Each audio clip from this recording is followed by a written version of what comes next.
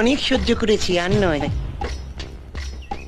Advocate Satyabrata রায় খুন হলো, সে খুনের সাক্ষী একটা দুধের শিশু, সেও খুন হলো। এমএলএ বাবলু কোলে নিরুদ্দেশ হয়ে গেল। এসবের পেছনে আছে একজন মাফিয়া, বিন্দু মাসি, আমার ভাই। গ্রাম থেকে এসেছে। বিন্দু মাসি এদেরও শেষ করে দিতে চেয়েছিল, গাড়ি চাপা দিয়ে মারতে চেয়েছিল আমার ভাইয়ের বউকে। আমার ভাইয়ের বউ এখন হাসপাতালে। আপনি তো মাফিয়াদের পুষে রেখেছেন। আরে মুরারে, লোকে কুকুর পোষে, বিড়াল পোষে, মাফিয়া পোষি না। আমি মাফিয়ারা শেষ করতে চাই। কাল পুরো রিপোর্ট নিয়ে আমি দিল্লি যাচ্ছি। যাবার আগে পুলিশকে বলে দিয়ে যাবো কি করতে হবে। ফিরে এসে যেন শুনি এ শহরে বিন্দু মাসি নামে একজন ছিল, এখন আর নেই। হারামি।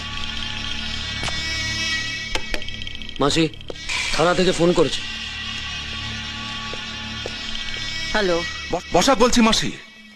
বিনয় সামন্ত পুলিশকে চাপ দিয়ে তোমার এগেনস্টে shoot at sight order pass করে নিয়েছে। পুলিশের নজরে পড়ার আগেই তুমি এ শহর ছেড়ে পালিয়ে যাও, নইলে আমি তোমাকে বাঁচাতে পারবো না।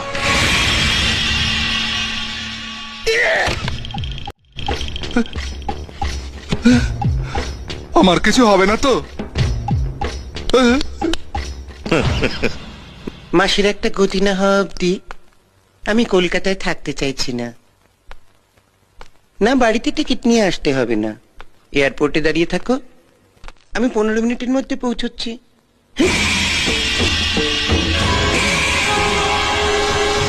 আমাকে এখানে ফাঁসিয়ে রেখে আপনি কেটে পড়তে চাইছেন সামন্ত মশাই?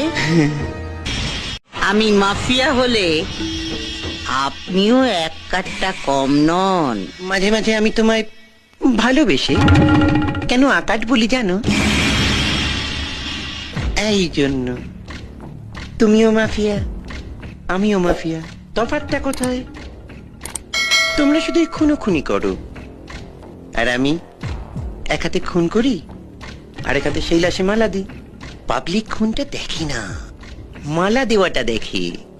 তাই আমি ধোয়া তুলসী পাতা আর তুমি পচা বেল পাতা। দিল্লি থেকে ফিরে এসে তোমার খবর নেব। দেখো, যদি বেঁচে থাকো আবার দেখা হবে।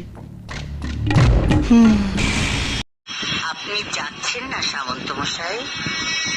আপনার জন্য আমি শ্মশানের টিকিট নিয়ে দাঁড়িয়ে আছি। এসব কি হচ্ছে? বাঁচলে একসঙ্গে বাঁচবো, ফাঁসলে একসঙ্গে ফাঁসবো। আপনাকে তো একা চলে যেতে দেব না সামন্ত মশাই।